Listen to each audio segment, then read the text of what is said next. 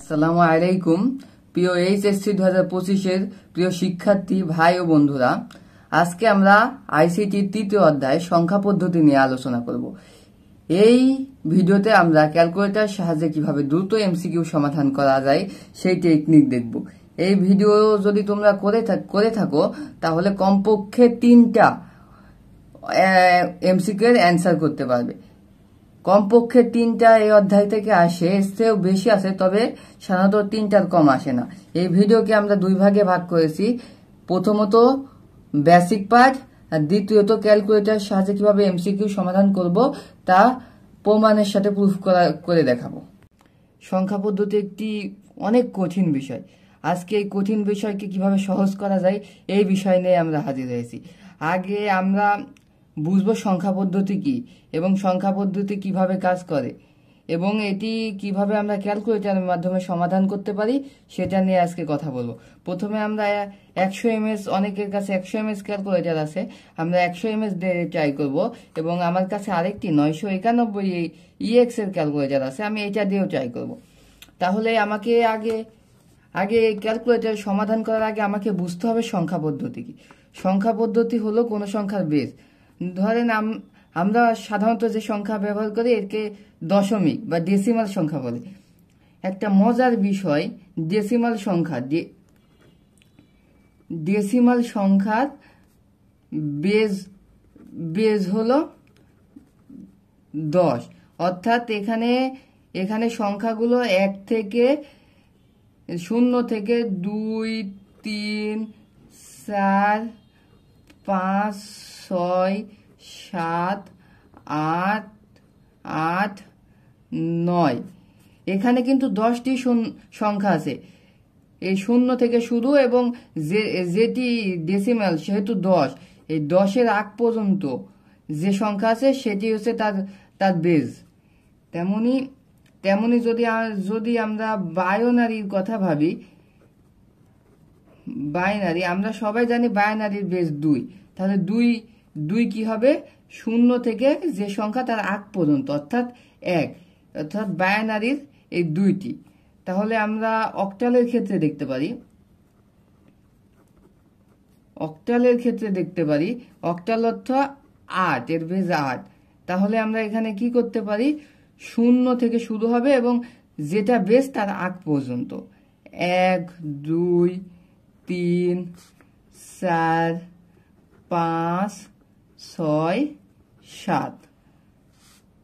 এখানে আমরা দেখতে পাচ্ছি 0 থেকে শুরু হয়েছে এবং 7-এ শেষ হয়েছে। এবার সবচেয়ে একটি কঠিন বিষয় হেক্সাডেসিমাল। এটার বেজ হলো 16। এটার বেজ 16।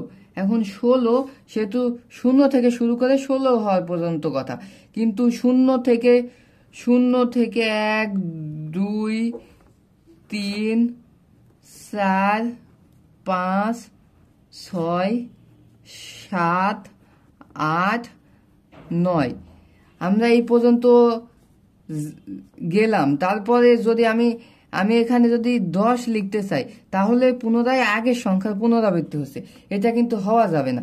সেক্ষেত্রে বিজ্ঞানীরা নতুন নিয়ম বের করেছেন। যেমন এখানে নতুন একটি প্রতীক ধরা হয়। যেমন 10কে হেক্সাডেসিমেলে এ দ্বারা প্রকাশ করা হয়, 11কে বি দ্বারা, 12কে সি দ্বারা, 13কে ডি দ্বারা, 14কে ই দ্বারা এবং 15কে এফ দ্বারা। তাহলে দেখো বন্ধুরা, 0 থেকে শুরু করে 15 পর্যন্ত কমপ্লিট হয়ে যাচ্ছে। আমাদের হেক্সাডেসিমেলের সংখ্যাগুলো কমপ্লিট হয়ে যাচ্ছে। তাহলে আমরা সহজেই বুঝতে পারছি কোন বেস কিভাবে কাজ করে। তাহলে এটা তো আমরা বুঝলাম। এখন তাহলে আমরা ক্যালকুলেটরে চলে যাই। আমরা অনেক সময় অনেক সংখ্যা পদ্ধতি চেঞ্জ করে থাকি। আমি প্রথমে বাইনারি দিয়ে শুরু করব। আমাকে যদি এটা করতে হয় তাহলে আমাদের দেখো এটা নর্মাল মোডে আছে। আমাকে প্রথমে ওই বাইনারি মোডে নিয়ে যেতে হবে।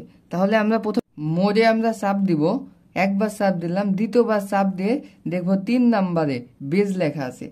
তাহলে আমরা বেজে চাপ দিব।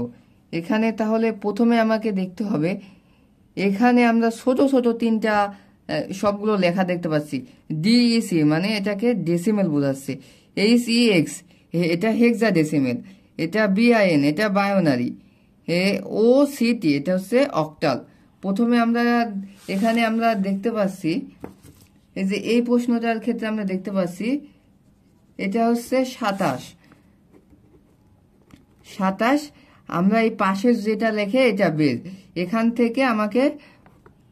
থেকে আমাকে বায়োনারি বের করতে হচ্ছে, অর্থাৎ 2। তাহলে আমাদের কি হতে পারে? তাহলে আমরা চেষ্টা করি।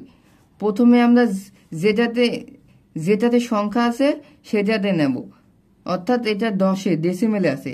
তাহলে আমি এই ডেসিমেল যেটার উপরে আছে ওটাতে চাপ দিব। তাহলে আমি 27 চাপলাম। এবার ইকুয়ালে চাপ দিব। এখানে যখনই আমার ইকুয়াল চলে আসছে তখন দেখব আমাদের কি চাইছে, এখানে আমাদের বায়োনারি চাইছে। তাহলে আমরা সরাসরি দেখব কোথায় বায়োনারি অর্থাৎ বিন লেখা আছে। আমি যদি এই পাশে চাপ দিই তাহলেই দেখেন বায়োনারি মান বের হয়ে আসছে, অর্থাৎ 11011। এখন আমাদের এটা সঠিক হইল না কিনা দেখি। আমরা দেখছিলাম এইটা, এই দেখেন বন্ধুরা, এটা দেখেন ঠিক, এটা দেখেন এইটাই উত্তর বের হয়েছে। তাহলে আমরা আরেকটা ট্রাই করে দেখি। এখানে আসছে 4D, অর্থাৎ আমরা প্রথমে তাহলে বুঝতে পারছি ডি আছে, তাহলে এটা হেক্সাডেসিমেল। এখান থেকে আমাদের চাইছে দশমিক অর্থাৎ ডেসিমেলে। আমরা হেক্সাডেসিমেলে দেখলাম।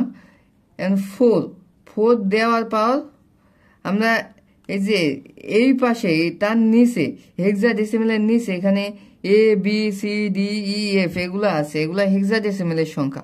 এখানে 4D আছে, তাই আমরা 4D নিলাম। 4D নেওয়ার পরে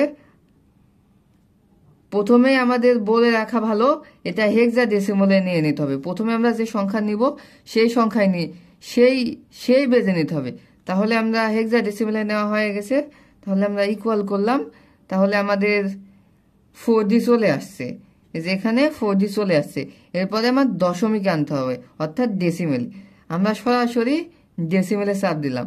তাহলে ডেসিমেলে যদি 4D এটা হেক্সাডেসিমেলে হয়, তাহলে ডেসিমেলে এটা সংখ্যা হবে 77। এই যে বন্ধুরা এখানে 77। এখানে কথার কথা এখানে হেক্সাডেসিমেল আছে, আমি এই সংখ্যাটাকেই যদি আবার টিপ দিই এটা ডেসিমেলে, আমি যদি এখানে বায়োনারিতে টিপ দিই এই সংখ্যাটা বায়োনারি আবার এটা হবে। মজার কথা, আবার যদি আমি এখানে টিপ দিই এই সংখ্যাটা আবার অক্টালে এটা চলে আসবে। তাহলে বন্ধুরা আজকে এই পর্যন্তই। এমন ভিডিও পেতে আমাদের সাথেই থাকো এবং আমাদের চ্যানেলটিকে সাবস্ক্রাইব করো, এবং তোমাদের জন্য দোয়া থাকলো যেন তোমরা অতি দ্রুত পরীক্ষার জন্য প্রস্তুতি নিয়ে ভালো পরীক্ষায় ফলাফল অর্জন করতে পারো। তাহলে আজকের মতো এখানেই। আসসালামু আলাইকুম।